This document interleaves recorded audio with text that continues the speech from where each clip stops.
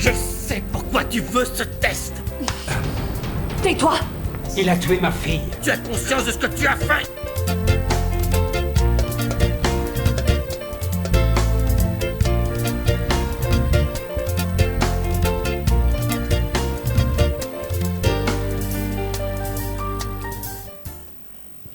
Mbote na bino banso nazana esengo ya kozala na bino ebele bisika binso bozali na biso elongo à travers même plateforme numérique boye malamu na nouveau numéro ya Tribune Libre pona bolingo mboka nde tozali kozongela makambo oyo ezali kosala maboke na cité.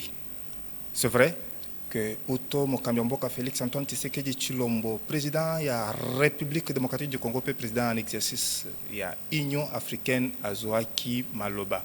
Na tribune, il y a Conseil de sécurité de l'ONU à travers la 76e session.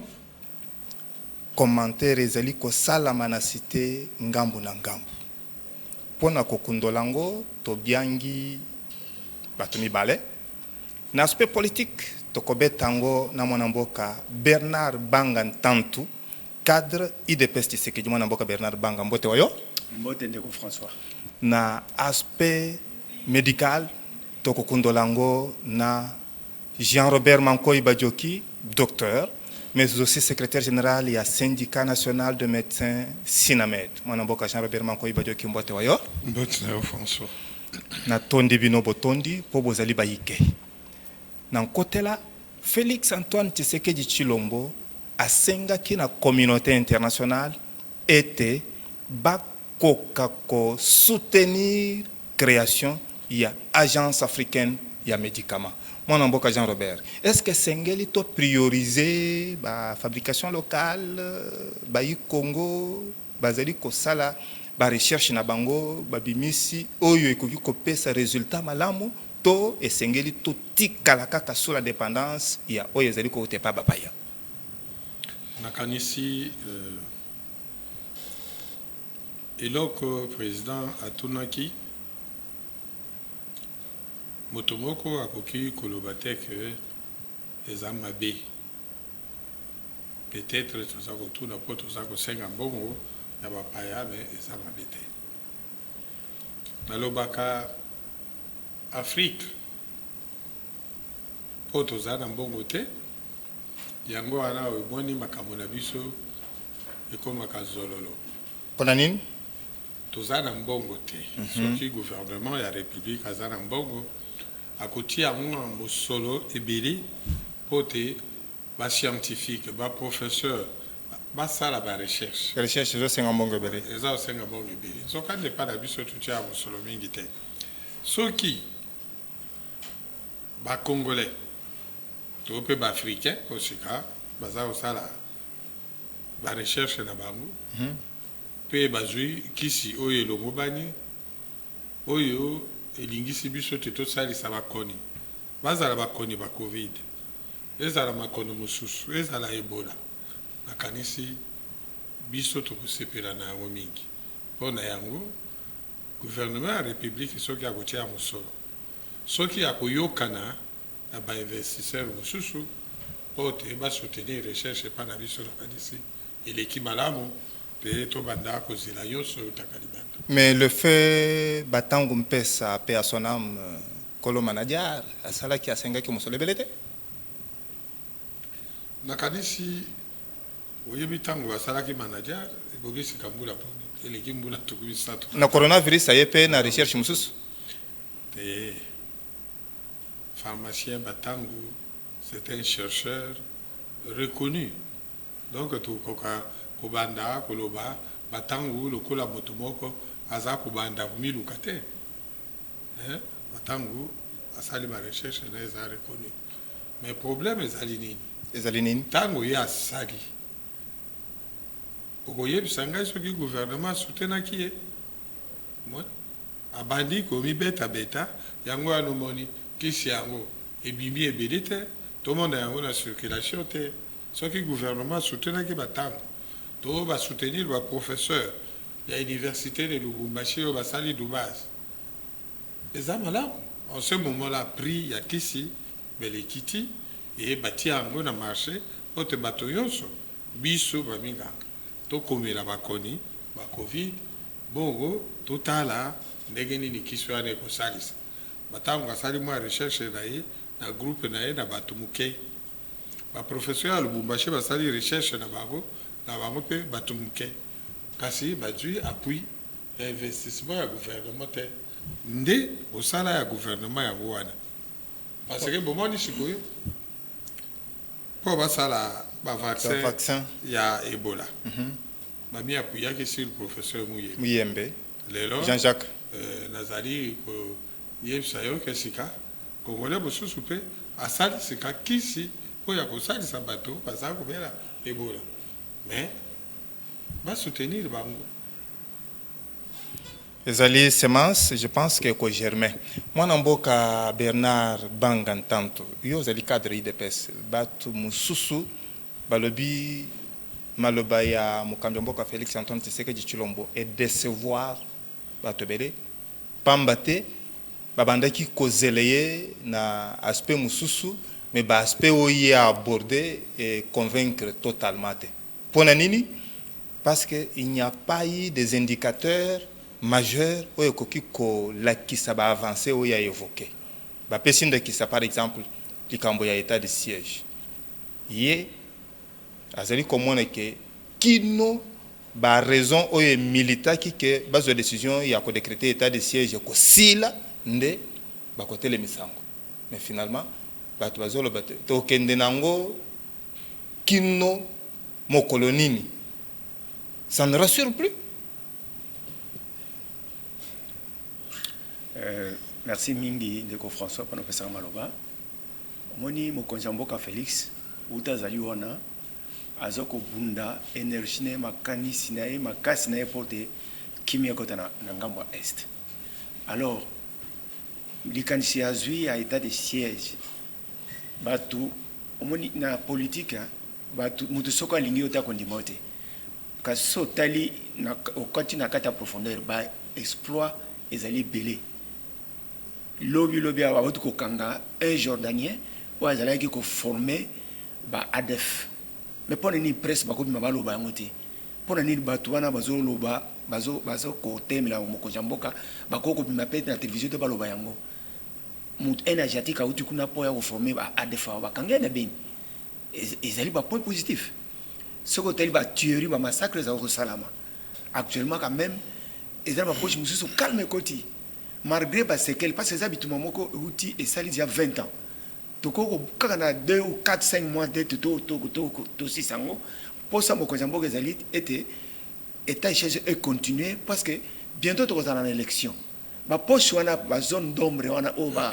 massacre ezali ba tuerie ezali ba ko risquer ba élection ça la matinée moko jalingi que élection ça la transparente pe mutunyoso a participé na basi na mikolo nde tozali boye soki posa na ezali ete tozela nanu makamona kimie kota kuna pote ya longo l'état de chaise na moni yango mabe moko te mais batamite mabende bakozala kaka koloba n'importe quoi soki ezali batamite mabende bato mususu bazali ko évoquer ka ya administration mibale parce que Congo ezali na ba province kaka mibale wana te mais ndakisa ezali nini les autres provinces sont tenues à contrôlées par les assemblées provinciales, à la différence de ces deux provinces ici.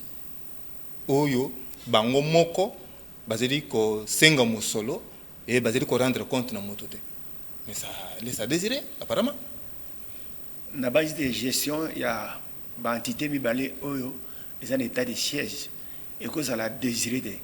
C'est-à-dire que vous allez déplorable parce que Batouana ba yebete mon konjamboka a pesi bango confiance par gouverneur wana pe ba gestionnaire nyonso audit que vous allez IGF koleka pendant que ça là ba audit ba tebi mboka na biso mikolo so ba pesio entité ndenge to ba na IDPS que so ba pesio musala ezali privilège te kazali charge donc ezali ma sécurité na état de droit au mon konjamboka Félix a instauré muta ko sala nyamu akokangama donc batu ba pesa bango confiance biso moko na pesi bango confiance bazo diriger mboka quand bien même que l'Assemblée provinciale des alliés n'a même mis na contrôle mais IG faisali ba ko contrôler bango ba ko pesa bango ba résultat mais souci à mon consambo que alliés était état de siège continue na ba entité on na deux provinces on a porté ba population ba kufa kebele et sengeli bazala on a pona ko kwasime ba responsabilité sur la sécurité administration et ainsi de suite. Pourquoi on ne peut pas mettre en place des stratégies appropriées de sorte à ce que nous puissions revenir dans l'exploit où ils allaient éditer jadis par Bateau. Je peux citer Félix Mboudjamabe, paix à son âme, pour ne pas ajouter Mamadou. Mais les autres, vous allez continuer à causer les élèves, c'est pas normal. Au moins, état de siège, ils ont différent. Na responsabilité ba pesa ki général Bouzamabe pour na poche mo boy pour batona bazoya teke omoni bango balati ba abasokutu tamso bakoya ba s'infiltrer na kati ya population ezali problème moko préplexe. Il faut beaucoup de temps, il faut beaucoup de stratégie. Alors nous avons confiance. Il y a armée na biso nde bazana front toujours ka déjà ba soko landi bino ba journaliste ne sengeli tango ba style exploit ngona bo bima pe bo panza yango sango po population azozela bino bozo lo baka na côté négatif bo lo ba pe na côté positif ba makambo armée na biso zo sala ba exploit oyo armée na biso sala na est tout na les deux provinces tango bazo kanga ba rebelle tango bazo découvrir ba poche na bango bazo démanteler bango tango bazo kanga ba chef ya na tout ça il faut que population ayeba. Même si vous avez un problème négatif, au détriment de l'exploit de l'armée de la francs. Na base que l'élo armée nabiso et ont une force nango et ça la musala tous la confiance à gouverneur au bachekuna le kola ba militaire au bachel le kola ba gouverneur bazo sala musala pe population aza quand même se retrouver malem et ça le comme bandit de 20 ans to ko ci sango na 2 mois té to na 3 mois té na mo ko samboka lobi to kende na yango to si sakaka kimia pe ko tapé na ngambo wana. Non, mais attention, parce que des fois, il y a parti présidentiel, vous avez beaucoup plus na autosatisfaction, vous avez comment nous sommes kaneti ndenge zali nalola, amen, amen. C'est comme si peut-être on ne peut pas soulever une voix pour donner une opinion contraire. Talaneti sikawa, balandikutu, bazali kotinda toujours. Des questions en SMS. Il semble que Ndeko Aaron Mukuna, membre de la jeunesse, il y a Union pour la démocratie et le progrès social, IDPS Tshisekedi, a déposé une candidature pour Akoka Kokitana Nane Rombongo. Est-ce possible? Est-ce faisable?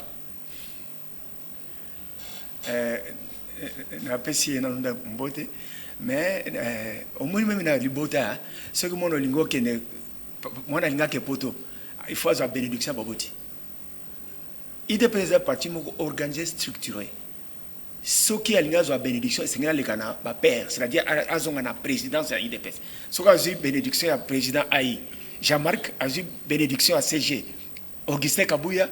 Alors, on a des arrosés, mais on a qu'un indépendant. C'est local d'abord.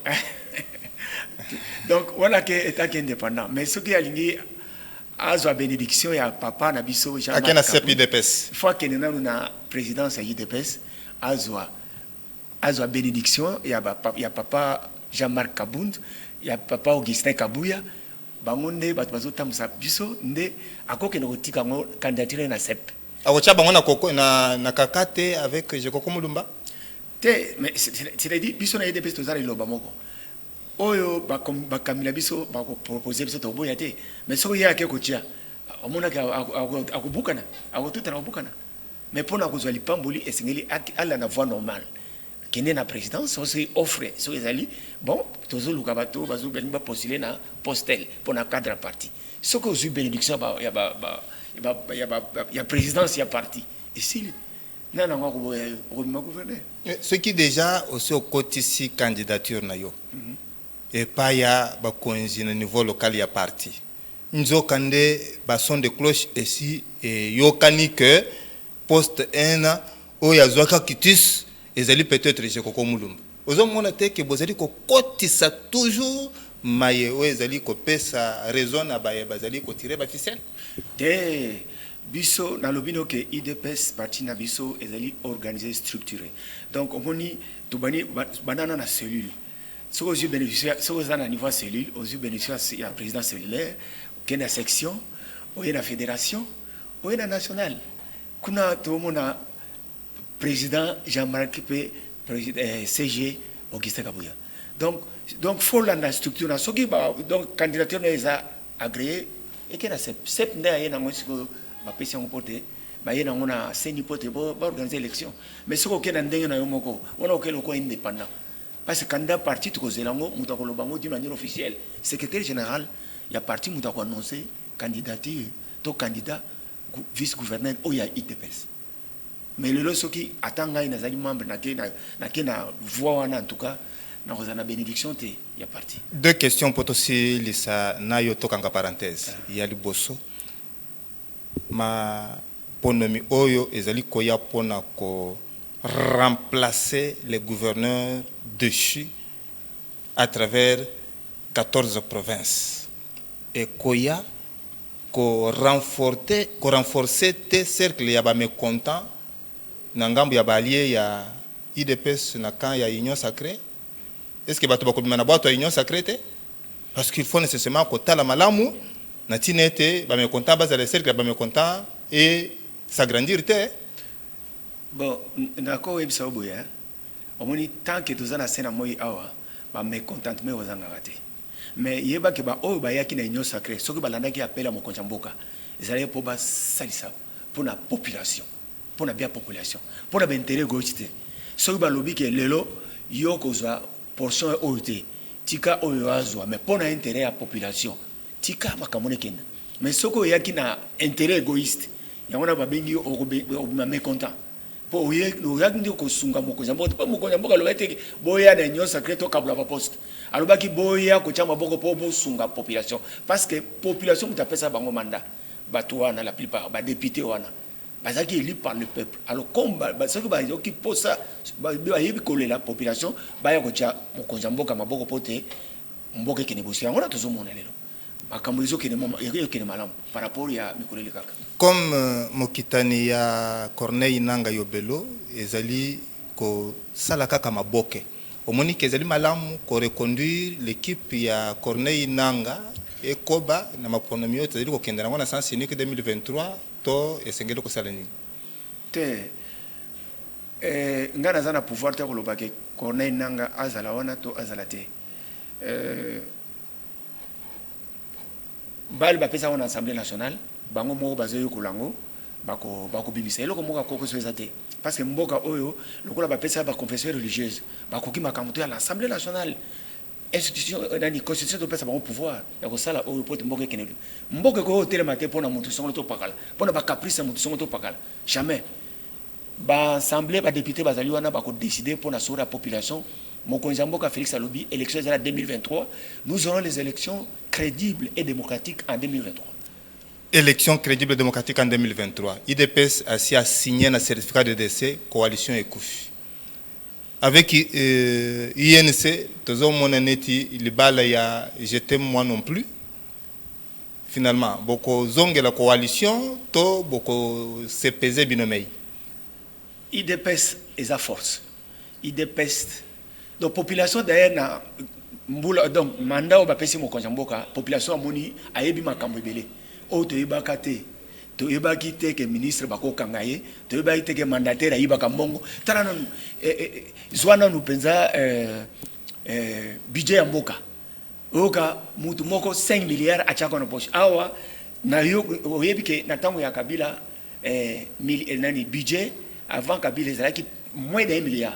Mais awa tozoka que député non ministre moko ayibi 5 milliards o mandataire a détourné 8 milliards to yibi ngona na sous l'égide ya pouvoir ya mokonza mboka Félix Tshisekedi population congolaise a fongoli miso ayibi que lelo bana bazotango fele population congolaise a fongoli miso lelo avion et à mokonza mboka sombi pour la population congolaise a fongoli miso makameze belé donc initié tozana yelongo tozana kaka elongo to kabonité tozali na assurance to kene na force à peuple d'ailleurs moni AFDC déjà les amoko ya machine ya politique na Congo et lobby que soutenir mon Mboka donc kuna crainte tout ezate pour te moni mutu moko wa na discours au contredire Félix Tshisekedi azate parce que Mboka na biso uti musika abimisi yango lelo congolais nous ça fier yango plata cravate au kende même na pays étranger ah oui bah lobby que on a congolais ça fier parce que Félix Tshisekedi abimisi Mboka place ezalaki na bandi population peut soutenir lié peut accompagner sa biso chance en 2023. Donc, dans l'élection 2023, Félix Mokonjambo Zalawana, Félix Tshisekedi, et puis député naïe de Zalawana, tout former majorité pour te moquer qu'il n'est pas niveau. Bernard Bangatant, nous avons rappelé que vous allez cadre ya IDP Tshisekedi Totondio. Merci beaucoup. Tobaluki Nangambu ya mwana mboka Jean-Robert Mankoy Bajoki, secrétaire général ya syndicat national de médecins Sinamed. Mwana mboka Jean-Robert, bino bo salaki évaluation ya signature et protocole d'accord avec le gouvernement, tango bo telemisaka mouvement de grève. Un mois après, boye le sous kotombo la ngongo kolobano gouvernement ya République démocratique du Congo a sali elo côté. Awo bo bangisie. Il y a eu des avancées ou bien ezalika ka statu quo. Ndeko François. Biso tobangisi gouvernement te biso to signé na gouvernement a lakeli biso aye akosala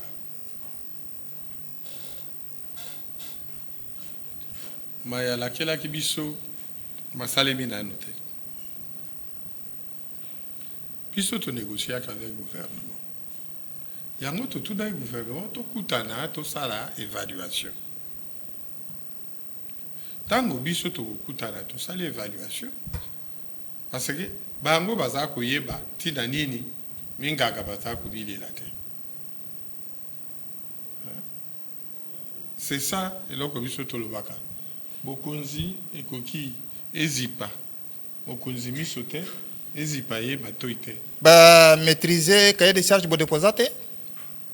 Tozali siko da kati ya cahier de charge tozali siko na exécution ya accord tozali accord siko makambo manso maye gouvernement alakela ke minganga ata yoko asalite na moyi ya lelo lokola tovandi boyi naloba situation ya minganga monsuka ya sanza ya libwa ya mobu moye ezali se lokola tozalaki oyebandeli ya sanza ya sambo ya mobu moye eloko moko na maito signé na eno minganga bamoni yango te eloko na koki koloba soki politique emati likolo ya administration makambo etambola malamu te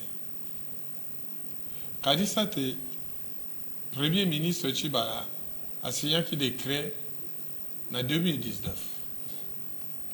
banda 2019 ti administration ya biso eya kolamuka kaka po tosalaki grève donc mingaga wana bazwaki ba numéro matriqué ba mosusu ba mati ba grade mais grade yango moyen fonction publique atia yango po bafuta bango na grade wana ezaite bazalaki notifié te soki lelo moi eloko tomoni wana bakonzi ya fonction publique babegi bango bato ya 2019 puisqu'on peut pas recenser bango bakamata ba donner na bango bakotsa yango na kati ya nini ya fonction publique pourvu que bangulu bakota na kati te bangulu bakokota te po ezali décret ya premier ministre esi ebima bato bayebi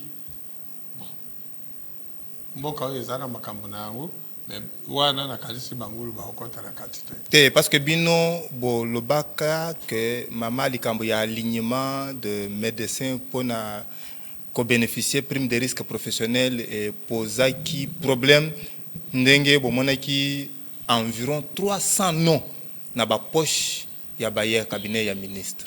Est-ce que vous avez des preuves? Oui, biso togaga ka pamba te. C'est bo gangi likambo ezali. Na koki kuyebisa yo ke likambo wana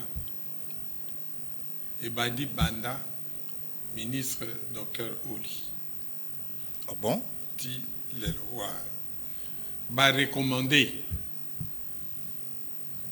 kasi ministre wa santé publique minganga nyonso Les recommandés des proches des ministres ou les recommandés des cabinets politiques?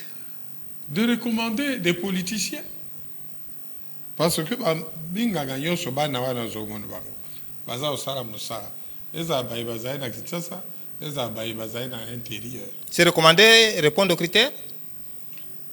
Pona nini baloba recommandé problème toujours wela yango wana. Voilà. Gouvernement de la République abimisa ye mosolo nakanisi conseiller principal wa présidence Bola moto akambaki misala mina awa na hôtel Béatrice na 2020 basili balobaki ke bato baye tosili totali badossier na bango mpe bati bango na molongo engebede na mokolo bango babandaki mosala.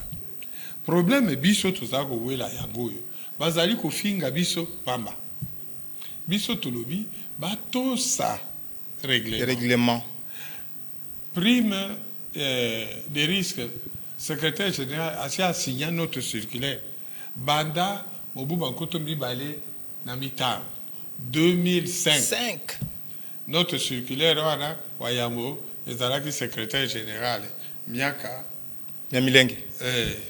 Olibo Maebo pe manakimia. Paix à son âme. Oui. Pe to zali ko landa ko adapter yango na mobu bankoto na jomi na koto mi balé na jomi mi balé 2012. 2012. 7 ans après. Son excellence Makwenge Victor asengi ba modifier bisika mosusu pour actualiser yango. Ba actualiser yango et moto a signé ki yango ezali Docteur Lokadi, secrétaire général. Secrétaire général, oui. Voilà. Je vois Docteur Lokadi. Lokadi. Il y a un moto, il y a un campagne sotile. Mais, naza koye bate. Pour nani bilenge baza okende kokoto na ba parti politique, que ba parti politique balobi na bango, so kokoto na parti politique na biso to ko aligner yo. Ça frise le clientélisme Voilà. et la corruption. Tango bango bakoti que ba ko aligner bango. Ah, bosungi bana malamu. Bongo na sima lisusu botuna te. Soki comme on a eu bimi oti que la biso sanga mi balé a prime na yo des risques. Ah bon? Wane liko lwanini? Muka. C'est la corruption apparemment. Bon. Pour nini minganga wana nyonso bazala santé publique. Mosala basi basalaki. Tableau ezaki soki balobi bato kama mi balé to kabati kama mi balé ya likolo. Soki balobi kama mwambi to kabati kama mwambi ya likolo bazali. Sika bato bazali te bazo bato kama mwambi.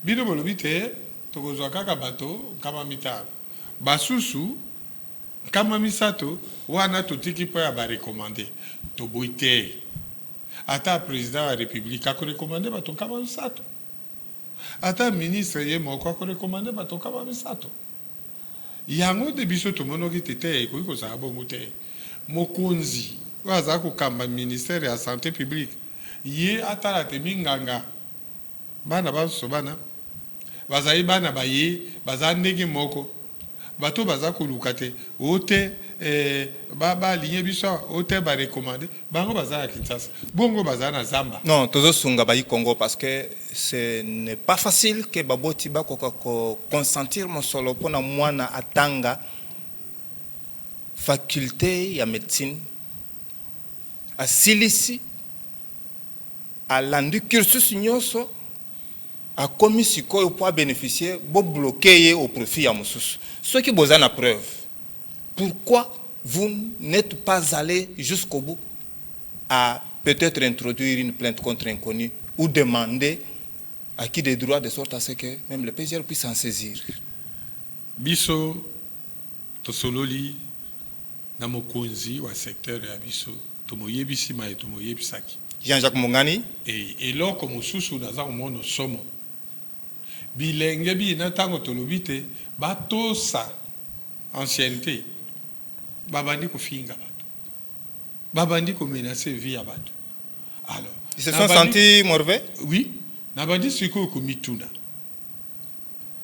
classe yo biso to salaka ya minganga et que seni no ya bana babiso boto si ezali suste moto ayaki yambo na yo balobi ngoga ye ko kiolobi te yebati ka yebati yangai tango susu moto zo boya bati aye yebota yambaki yo a encadrer yo siko lobite po ngai na zana parti politique po ngai na zana protecteur bati yangai sans expérience tondimi yango bon ba susu ba yebati kaliwana ba yebaza ko sala po ya république bango bazali na ba protecteur politique était bazali recommandé te sikatoko sana baboni mutu na wana ebebisaki ba relation yonso entre Sinamed na son excellence Olilo c'est le mot pour yakutuna excellence okosala na bayibatikali nini. Non mais Oli Lunga a compris ça bien que tard. A compris ça, bon merci, mais yango wana biso tokendaki kuyebisa ministre ke maye mazako leka awa na cabinet na yo ezai bongo te toyokanaki na accord te ekosalema na commission interministérielle baninga baye bazali na fonction publique secrétaire général bango asi a notifié ba et pas ya biso notification ezai te Eso zelanini bon biso tokanisi te totala nde vice premier ministre ministre à fonction publique qui est mon président Jean-Pierre Liao abenga bandeko baye mineta wa budget ministre de la santé publique pour que banso basato bakutana pour eloko wana salima eloko wana ezali tozo sala yango pour na biso te tozo sala pour to sunga administration na otukolakisa yo 2019 ba signé décret ce qui to sala ka grève tembe ba signifier yango na ba donc concerné te soki cadre oyo wana bakonzi bayokaki biso basali yango toza na makambo ebele ya kosala oyebi ke ordonnance ezali na kati ya présidence toyebi te mokolo nini ekobima oyebi bana oyo baza kosala mibu zomini tosengaki ke bakomisa bango sous statut bapesa bango numéro matricule mpo bazala réellement baagent ya l'état. Vous avez utilisé le langage diplomatique Qu'est-ce que le ministre Jean-Jacques Mbungani, la santé publique, hygiène et prévention vous a dit? Est-ce qu'il a convoqué, a instruit le secrétaire général de sorte à ce que cette affaire-là ait trouvé solution ou bien c'est encore à attendre?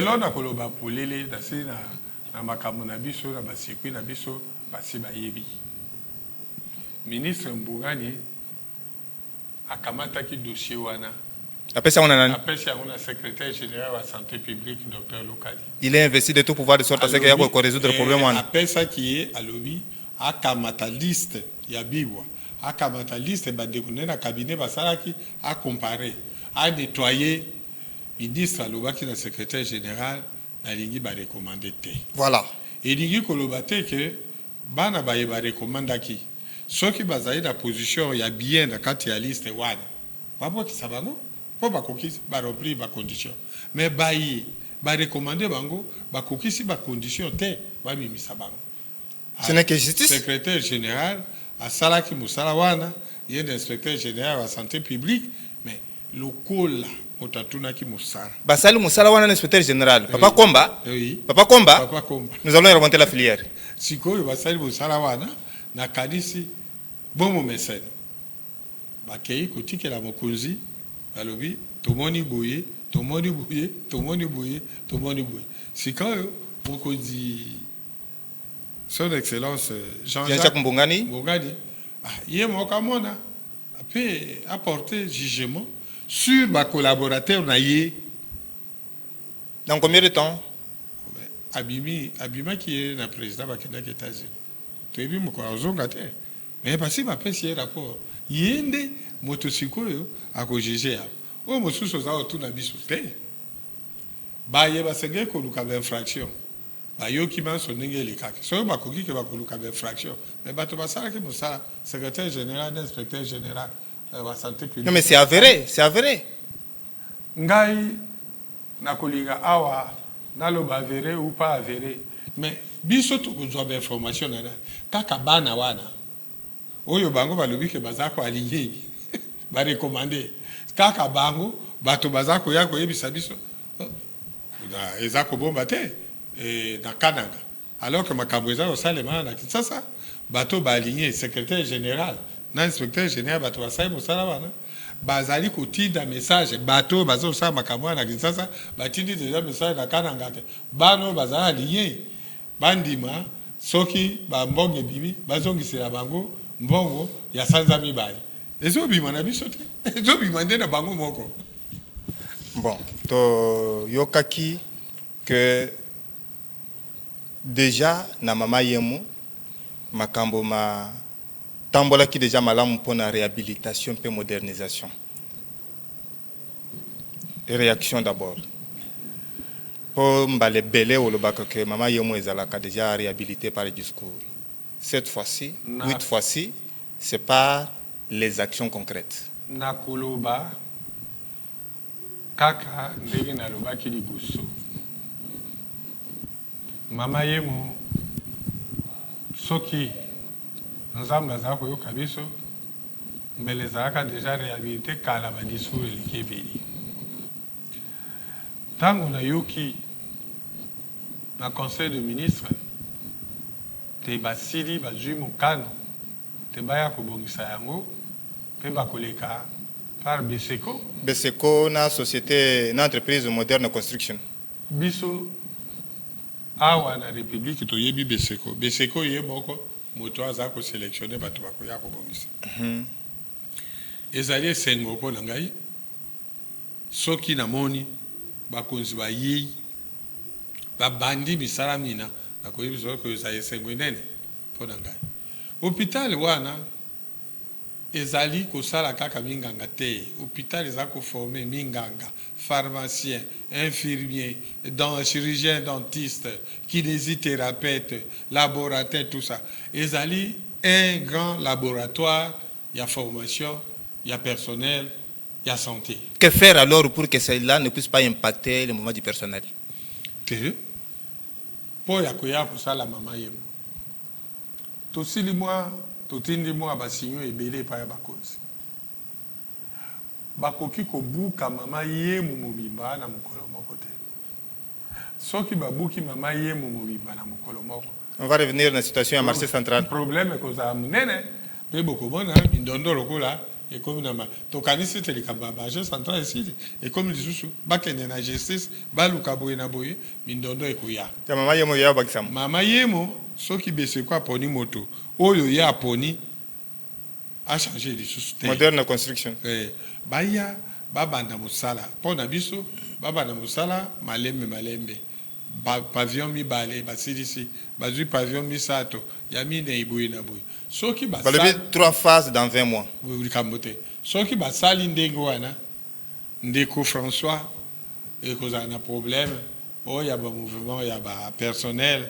oyo ya badini te parce que bapavillon basali maquette na bango ezali ya bandako soki baétage mibale to misato tandis que biso tozalaki na babengaka on a système de santé publique un hôpital pavillonnaire. Voilà. Qu'est-ce qui fait que Batinde la Cabino malade toujours en dernière position en retard? Parce que Batinde expérience ailleurs, parce que vous n'avez pas de considération, c'est quoi? Te. Mama yebo biso moko tobenga kango poubelle. Bino moko. Biso moko minganga mama yebo. C'est parce que vous ne vous faites pas soigner là-bas? Non non. Biso moko to misonya kaka wana. To kufaka pe wana. Bana na biso ba misonya wana ba kufa biso to zai batolo kwa bato baso. Eloko na koloba na yango. Mama yemo. Baloba na yo ke obe te. Biso to lingi ba réhabiliter. Po to encadrer bato bazako ya malamu. Ba yo batinde la kabiso. Soki balokoti ba indija bakende utika bangwa na mama yemo. Nzokande gouvernement à République, to ville province à Insasa, après ça mosolopo ya indija te. Soki basali potopoto to munganga moko to infirmier moko asali mbeba ekomi matata bati na ambulance to mama yemo. Soki même pour des erreurs médicales. Mais nyonso wana même na koyebisa yo même ezali na biloko mosusu minene awa bazo kumisa oya ba privé soki mindondo eloke a réanimation te bakotisi batidi na mama yemo. Makele na njela. Wamon zokande mama yemo machine na biso ekoma ya kala po ba renouveler biso ba l'état renouveler ka système bato ya kosala misala bazali, ba spécialiste bazali. Soki ba équipe hôpital malamu tozali wana. Kombo ya poubelle bato ba considérer yango lokola injure, ezali injure te. Ezali ke ba baby sikuna surtout ba ke ko bwaka. Ba bia ba ngoma ko ba mi débrouiller kuna. Yango ana tolobaka poubelle. tosilisa po ntango ezokabula biso réaction na yo na décision oyo ekomi kosala bavague oyo ewuti na état généraux de l'ESU kaka nombre yoko ya bauniversité ezali autorisé mpona kocontinue kofonctionner na faculté ya médecine. Ndeko François, nakoloba na yo ke bapoliticien na biso bazali liboso na philosophie ya pourrissement. Donc, tout baby ça, ce qui est baby, n'est pas la solution. Pourquoi ça? Yo kaga malamu. Tozali nane nkotomi bali na libwa 2009. Professeur Machako Léonard, Père son âme. Zambe ya pe samolibo na ena kibia. Amona ki eloko wana. Biso pe to bandai komilela de eloko wana. Tango abandi asali opération wana balobi na ye te. Soki Machako asali opération wana te. UPN no ekomi université mais les à la faculté de médecine. Pour kagaki yao. Oyo? Ah. Baboui. Mais nakoloba lelo. Otamboli bâtiment ezaki Institut géographique national to da partie na yango ya likolo wana. Okomona bati université bokwa. Ba auditoire yango ezai wapi? Ba laboratoire na yango pour kosala ba expérience ezai wapi? Soki omati na boulevard omoni IFA, université franco-américaine, ngamo bosusu omoni université canadienne.